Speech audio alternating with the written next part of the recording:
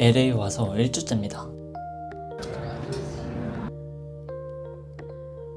여행, 시장 조사 겸 디지털 노마드 생활을 하는데 와 진짜 충격적인 걸 발견했어요. 미국이 생각보다 너무 투박합니다. 근데 이게 바로 기회예요. 어제 한 사업가를 만났는데요. 이분은 150명의 직원을 두고 5개의 법인을 운영하시는데 시작은 $3,000에서 시작했다고 합니다. 오늘은 제가 LA에서 발견한 문제들이 어떻게 사업 기회가 되는지, 그리고 여러분이 내일부터 당장 실행할 수 있는 방법은 뭔지에 대해서 말씀드리도록 하겠습니다. 여러분 혹시 인앤아웃 버거 가보셨어요? 미국 서부에서 되게 유명한 버거 체인인데 키오스크가 하나도 없어요. 전부 다 사람이 주문받아요. 줄도 엄청 길어요. 처음에는 돈이 없나 싶었는데 아니더라고요. 의도적으로 그렇게 한 거였어요. 왜냐면 미국은 사람과 사람과의 인터랙션이 되게 중요하게 생각하거든요. 근데 이게 끝이 아니에요. 어제 만난 사업가분이 엄청난 얘기를 해주셨어요. 미국 치과에서는 환자가 보험 조회를 하려면 직원이 한 2-30분 기다려야 된다고 하더라고요. 인터넷으로도 되긴 하는데 잘 안 돼서 결국 전화로 해야 한대요.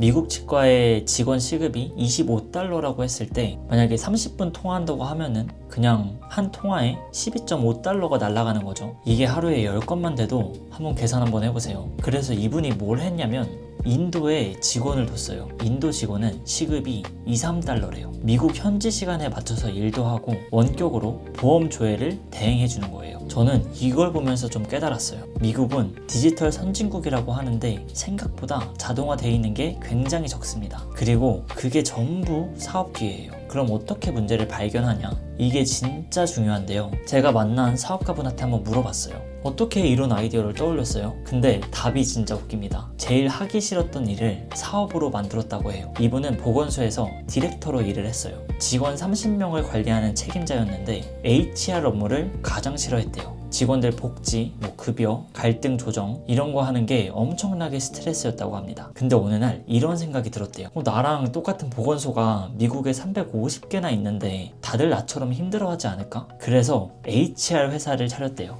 자기는 안 하고 대신 해주는 회사. 이게 첫 번째 사업이었고 지금까지도 굉장히 잘 돌아가고 있다고 합니다. 여기서 배울 수 있는 게 뭐냐면요. 첫 번째, 내가 겪은 불편함을 적어라. 두 번째, 이게 나만의 문제인가? 혹시 시장이 있나? 세 번째, 해결해주면 돈을 낼 사람이 있나? 이 세 가지를 한번 체크해보세요. 그리고 하나 더 이분이 강조하신 게 초반에는 $3,000로 시작을 했대요. 컴퓨터 한 대, 웹사이트 하나, 브로셔 몇 장 끝이래요. 그리고 풀타임은 직장에서 뛰고 사이드 프로젝트로 처음 시작했다고 합니다. 그러다가 사이드 인컴이 월급보다 많아지자 그 순간 확장을 결심했다고 해요. 여기서 중요한 거는 한 번에 대박을 터뜨리려고 다들 많이 생각하시는데 그러면 안 되고 조금씩 검증하면서 키워야 합니다. 또 제가 그러면 실패하면 어떻게 해요? 이렇게 여쭤보니까 실패는 R&D의 일부라고 하시더라고요. 예시로 수육을 100번 만들어야지 100번 똑같은 맛을 낼 수 있게끔 만들 수 있다고 하시더라고요. 결국 실패하면서 배워야 한다.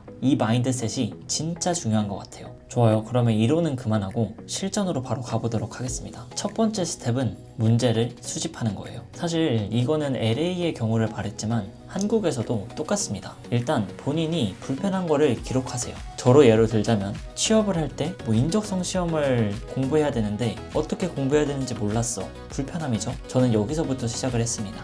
또한 이 인적성 사업을 비즈니스로 연결을 시켜서 수익화를 하고 싶은데 어떻게 할지 모르겠어. 알려주는 사람도 없어. 이런 불편함도 겪었어요. 이런 불편함들을 전부 다 적으시면 됩니다. 그리고 비슷한 고민을 하는 사람들을 만나세요. 예를 들면 저 같은 경우는 계속 인터뷰 요청을 하고 있죠. 어떤 분을 만나면서 어떤 게 제일 힘들었냐, 어떤 게 고민이냐 이런 거를 계속 물어봅니다. 어떤 분은 너무 일만 하느라 스트레스다. 다른 것도 하면서 균형 잡힌 라이프 스타일을 원하는데 그렇게 하는 시스템을 마련하는 게 어렵다. 또 어떤 분은 수익화를 하는 게 어렵다. 이런 의견들이 있습니다. 이런 식으로 물어보면서 나와 같은 사람들은 어떤 문제를 겪고 있지? 어떤 고민을 하고 있지? 가장 하기 싫어하는 것들이 뭐가 있지? 이런 것들을 먼저 파악하는 게 굉장히 중요해요. 두 번째는 시장 검증입니다. 문제를 찾았어요. 그러면 이제 시장 조사를 하면 됩니다. 이 문제를 해결하고 싶은 사람들이 10명 이상 있나? 우리나라에 몇 명 정도 있을까? 서울에 몇 명 정도 있을까? 이거를 먼저 생각하고 그 다음에 이걸 해결해주면 돈을 낼 의향이 있을까? 과거의 나라면 이걸 해결해줬을 때 돈을 낼까? 이거를 생각해야 됩니다. 마지막은 이미 이걸 해결한 경쟁자가 있나?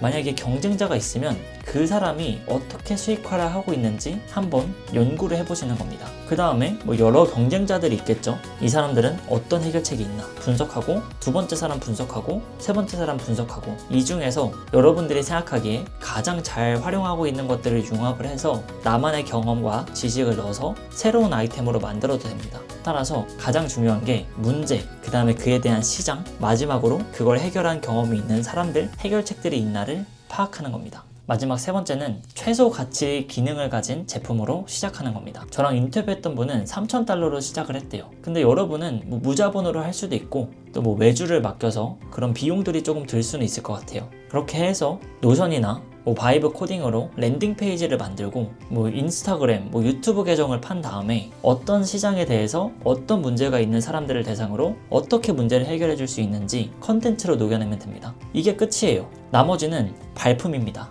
첫 고객을 확보를 해야 돼요. 그냥 딱 한 명만 있으면 됩니다. 그 사람한테 무료로 여러분들의 해결책을 주고 피드백을 받으세요. 그리고 절대로 회사를 먼저 그만두지는 않으셨으면 좋겠습니다. 적어도 사이드를 하다가 월급의 뭐 절반 이상이 되면은 그때 결심을 하는 것도 좋은 생각입니다. 물론 월급을 넘어서 하면 더 좋겠죠. 마지막으로 이거 하나만 딱 기억하세요. 모든 비즈니스는 3단계예요.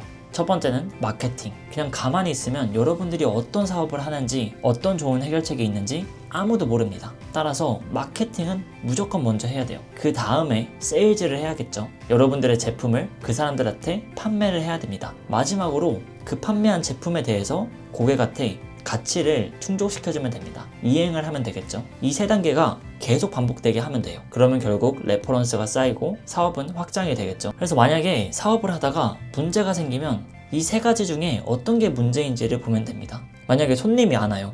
그럼 마케팅을 어떻게 더 잘해야 될까 생각을 하면 되겠죠. 만약에 상담은 잘 되는데 계약이 안 돼요. 그럼 세일즈 부분이 뭔가 문제가 있다. 이걸 어떻게 하면 개선할 수 있을까 생각을 하시면 됩니다. 마지막은 환불 요청이 많아요. 그러면 이행에 문제가 있구나. 어떤 식으로 내가 이행을 하면은 사람들의 환불을 줄일 수 있을까? 이렇게 생각을 하시면 됩니다.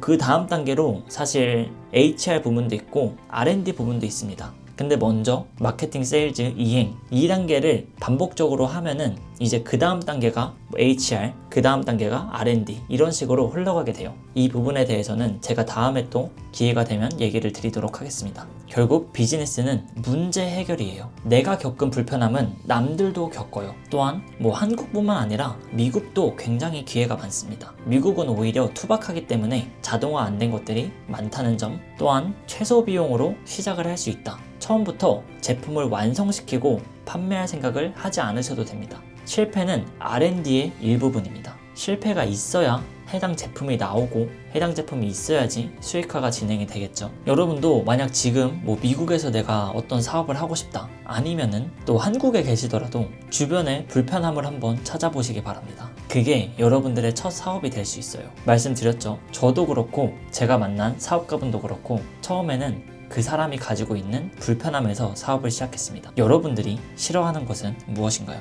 불편한 것은 무엇인가요?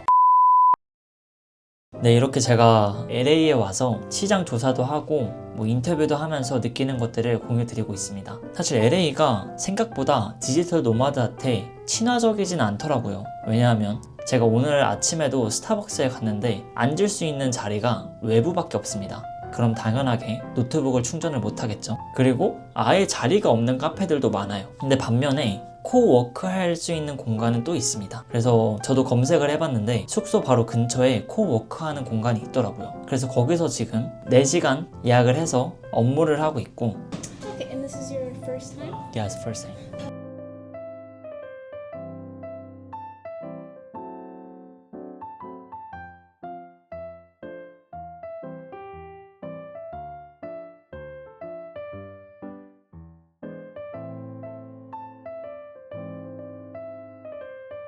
또 옆에 이렇게 따로 녹화할 수 있는 부스도 있어요.